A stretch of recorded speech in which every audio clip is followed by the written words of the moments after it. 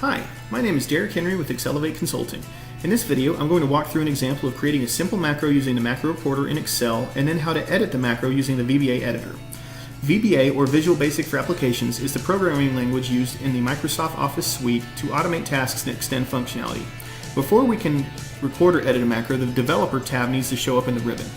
So in this case, I already have it showing in my ribbon, but if you need to add it, just right-click anywhere on the ribbon, click Customize the Ribbon, and then just make sure that it's checked right here on the right side.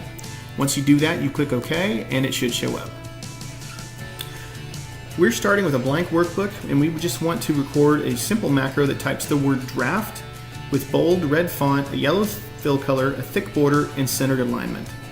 It's simple, but whenever you record a macro, I always recommend writing down the steps just so you make sure that you complete them all, because even though you aren't timed, almost every step that you take is going to be recorded. So to record a macro, we just go up here to the Developer tab, we click Record Macro, and we have to give it a name, and it has to start with a letter. In this case, we're going to call it Draft Stamp, and it can only include letters, numbers, and underscores. Then we need to decide where to store it. So if you store it in this workbook, it's only going to be available when you have this workbook open, and you have to save it as a macro-enabled workbook or .xlsm type. Or you can save it in your personal macro workbook and it will always be available no matter what files you have open. Optionally, you can give it a shortcut key and a description. We're not going to add those, we're just going to click OK, and now we are in record mode. So I'm going to type the word draft.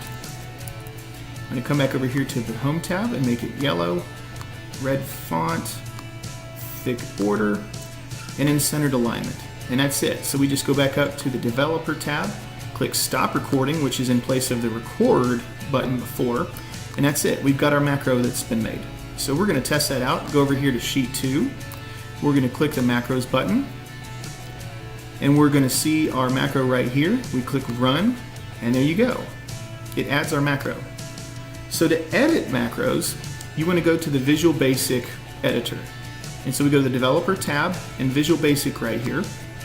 And what you'll see here is a few different things in the Projects window.